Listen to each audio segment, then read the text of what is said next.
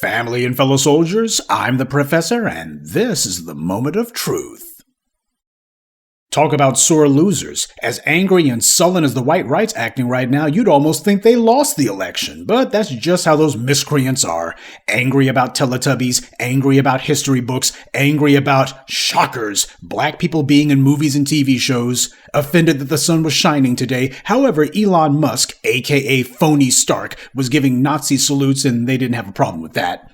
This apartheid reject is showing everyone that all the federal subsidy money that he got for Tesla and SpaceX is getting put to great use. Now, what Democrats are going to sponsor legislation to prevent him from getting more billions of dollars courtesy of the U.S. taxpayers? I'll wait on that one. I would love to say that these white right-wing nuts are in rare form, but truth be told, for them, this is literally just another Tuesday. They're a little bit more loud and obnoxious than usual, but truth be told, it's kind of hard to notice because they're always loud and obnoxious. That's just the white right for you, offended by everything, but ashamed of nothing, and not surprisingly, also contributing nothing because they are nothing. When does it finally become okay to say that these people are reprobates, they suffer from a mass mental disorder and need to all be in a rubber room hooked up to a ketamine drip? Under a system of justice, that's what would happen, but of course we don't live under a system of justice, and that's why these things occur. That's why these degenerates exist, because this country creates them.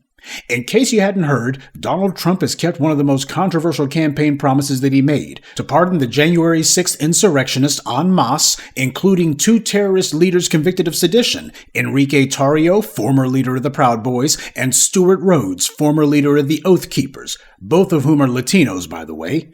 They got Trump's pardon all right, and they didn't have to beg for it either. And he didn't wait until the last 5 minutes of his term when he had one foot out the White House door already before he did it. He did it practically within the first 24 hours he was back in office.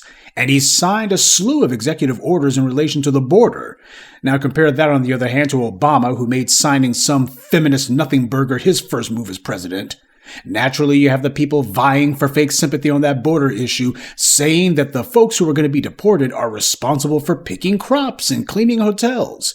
Maybe, but they and a number of their legal relatives are also responsible for attacking black children in schools and carrying out countless acts of racial violence against black Americans.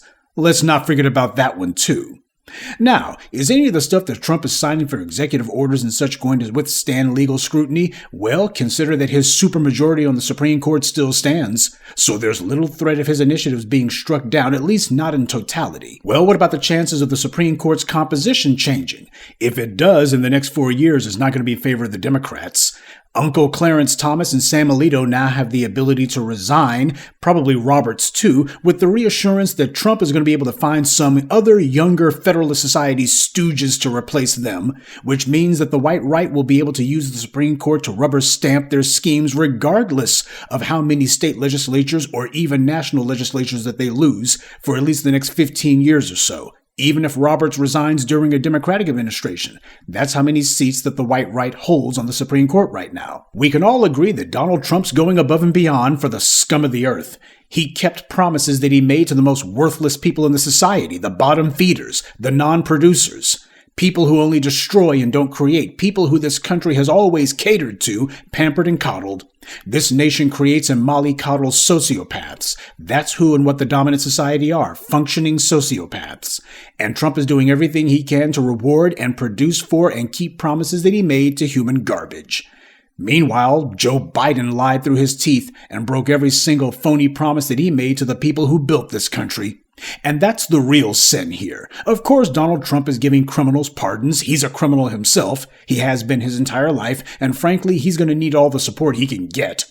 Democrats have used lawfare to attack the orange man since the moment he left office, and now he's using that same law to retaliate in every way he can. And since the GOP and the white right's entire MO these days is just do whatever over-the-top outrageous thing they think will antagonize their political opponents, this kind of behavior is going to feed on itself. Trump's willing to go overboard for his pathetic supporters, and you notice that you don't see any of the Republicans castigating him for that. You don't see any of them going on television and saying, well, you know what, we got some people at the far extremes on our side of the aisle, and we can't be catering these guys. What will the people out in suburbia think? That's not what they're saying. They're not saying, hey, what about tough on crime? We don't want those white female suburban voters to think that we're soft on crime, right? We want them to feel safe with us in charge. They're not saying anything about this at all. Their concern is making sure they reward, or at least appear to be rewarding, their base. And base is the perfect word to describe them. On a side note, the same walking filth from the white right who are celebrating seeing their inbred relatives getting pardons were the same ones who whined that police ought to resign as a group or otherwise refuse to go on duty during the Obama administration and during the 2020 uprisings, which were caused by police criminality. Well, on January 6th, you had for once an incident involving the police that miraculously wasn't their fault, though there were plenty of retired and even active duty police who were actually part of the mob that overran the Capitol. And yet I haven't seen any of the white right or the false news crowd saying that the Capitol Police should refuse to go on duty after Trump pardons all these criminals who attacked them. Gee, I wonder why. Whatever happened to back the badge and support the police, and they do a dangerous job every day, and nobody can second guess them, they have split seconds to make a decision? Oh, they only say that when a white cop murders a black person. Got it. Guess that's why they've been attacking the country's national police agency, the FBI, and not seeing the irony in that one either. And this war of pardons that's going on right now, it shows what a complete fraud the alleged decency and morality of America is, especially its political class. This country was founded by slave owners, rapists, and criminals. When you see those paintings of Washington, Jefferson, and the rest of that plantation posse standing together, those are not men of vision, valor, and character. Those are just a group of gangsters fighting over a cut of the loot. And that's what you got today. Putrid as it is, Trump is doing what a winning candidate is supposed to do. He's producing the results that he promised for the people who elected him. At least where the January 6th insurrection was concerned, in some minor cases, there was actually the threat that the law was going to be equally applied to people from the dominant society. So what's going on now is they're demanding reassurances that the racial immunity from law they've enjoyed for 500 years is going to be reinforced. That's what these pardons represent to them. Democrats have spent the last 50 years refusing to do anything for black people on that front, and that's why the orange man is back in office. Biden made one of his final moves in office to give a pardon to Marcus Garvey, who's been dead since forever. He didn't dare pardon any black people that would have offended white society, but black voters were not and are not fooled at all. The Democrats played a game of political chicken with black voters, and they lost. But this is not going to get them to change. Make no mistake on that. I've told you not to look for any changes from these people. Democrats are on a political suicide mission. They would rather become a permanent political minority or just go the way of the Whigs and the Bull Moose Party before they do right by black voters. Remember, both political parties ultimately work for the same white puppet masters, and as a result, they don't see each other as the enemy. They see foundational black Americans as the enemy. We are the number one threat to democracy, which has never existed in this country for a single moment, because this entire racialist pyramid scheme masquerading as a country is based on oppressing us, and we are the only ones threatening this system. Now, to be sure, Trump's not going to do anything for his base that affects the economic interest of the Miriam Adelsons and other wealthy donors who bankrolled his campaign.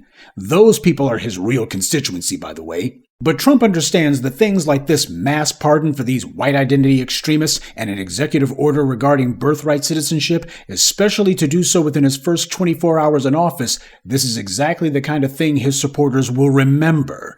And that's what really matters. What are they actually going to remember? It doesn't cost Trump one penny, and it doesn't change the economic status quo one bit, so it's a safe move to make. And it's the kind of big noisy thing that he can milk for years to come. He can get a lot of mileage out of these maneuvers because of how outrageous they are. Is it substantive? Actually, yeah, because those MAGA terrorists had their racial immunity temporarily inconvenienced for a little while there. They were counting on white privilege to keep them all out of prison. No, literally, that's what they said. Remember Jennifer Ryan? She was a Texas-based realtor who was also one of the insurrectionists who took part in the January 6th storming of the Capitol. There were people online who figured out who she was and started sending her messages telling her she was going to prison.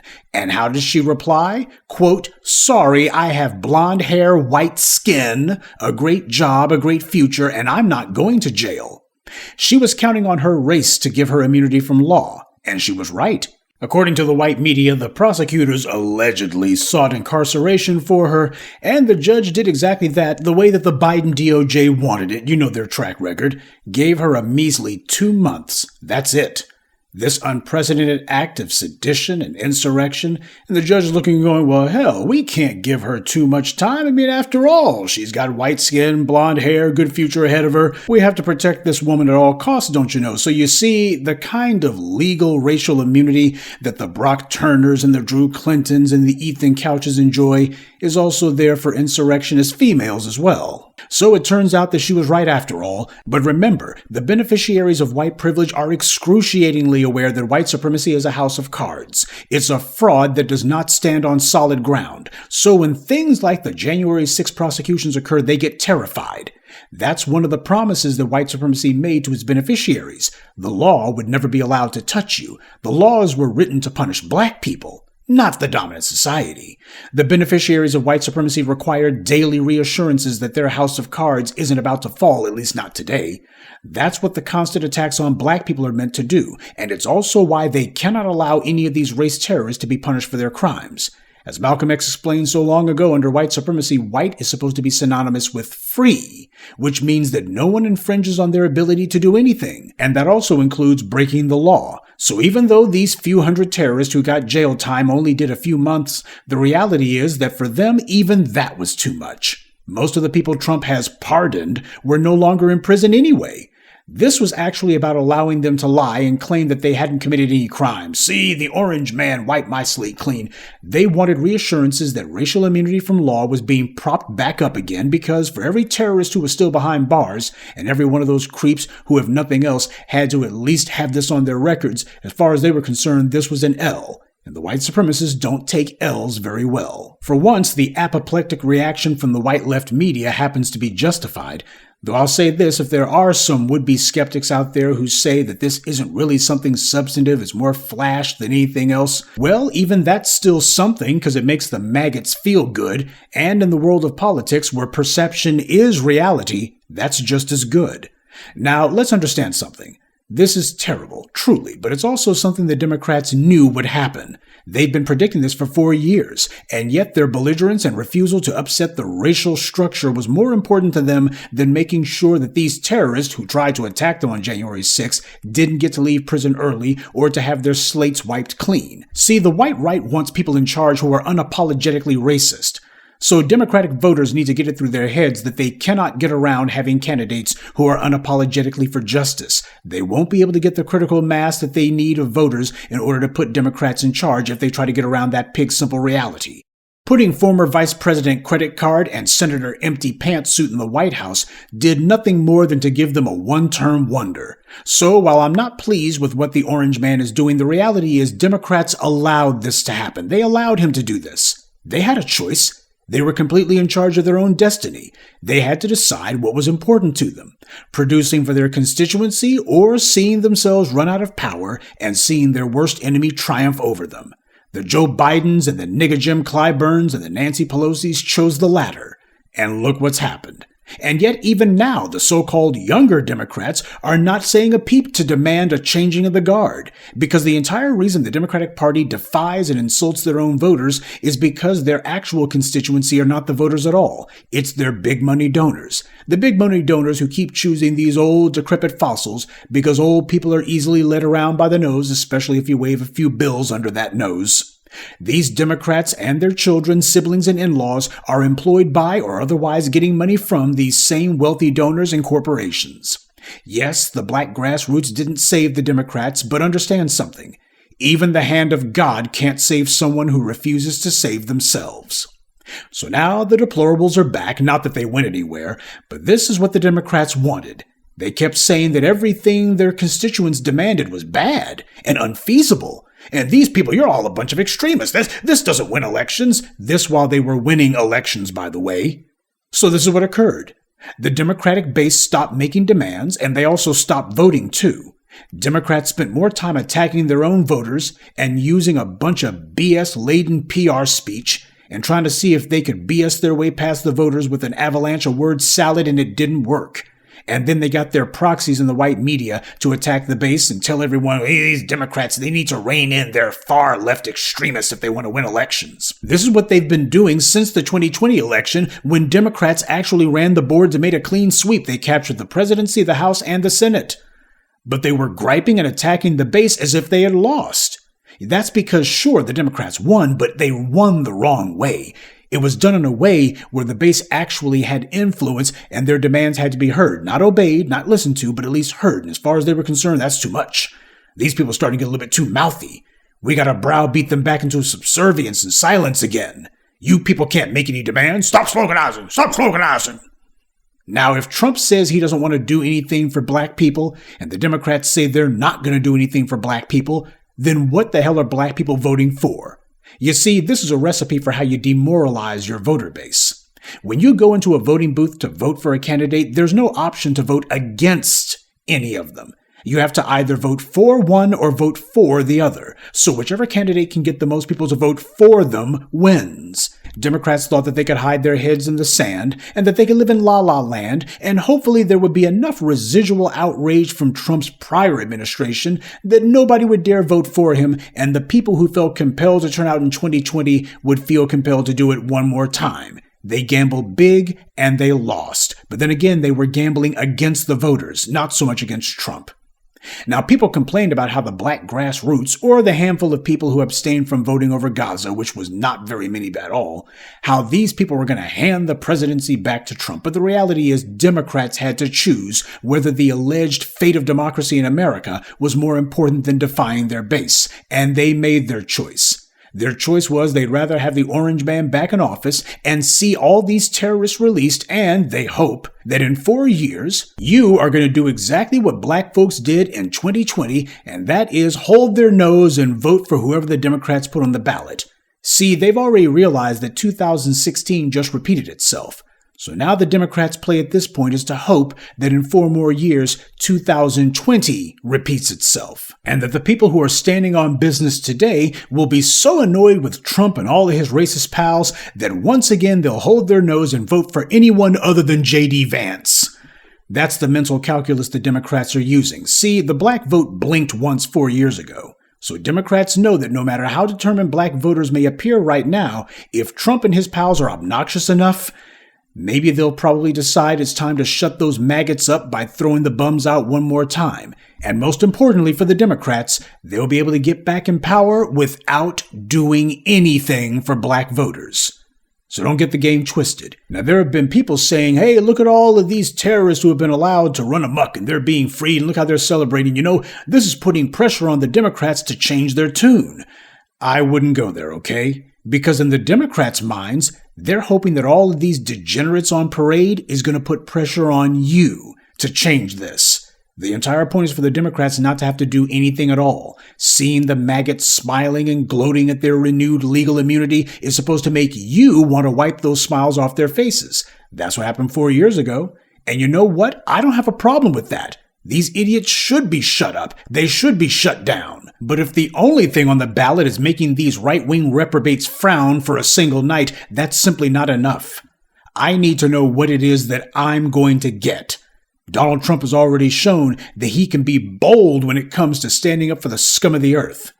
Now it's time for the Democrats, at least any of them who might pretend to have a spine, to show that they are going to be even more bold about standing up for the salt of the earth. And if the Democrats still want to persist in their delusions and their belligerence and pig-headedness, I say let them. It's already going to be a long 4 years no matter what happens in 2028. But if the Democrats insist on being belligerent and pig-headed and delusional, that 4 years could wind up being 8 years, or 12, or even longer than that. Good day, and be one. I'd like to take a moment to mention some of our contributors: Shiva Boone, Rundell Lewis, Jessica Adams, Deshaun Boatwright, and Devin Goodwin. Salute to them and thank you to everyone for listening, liking, and sharing this message. Black empowerment only exists because of you.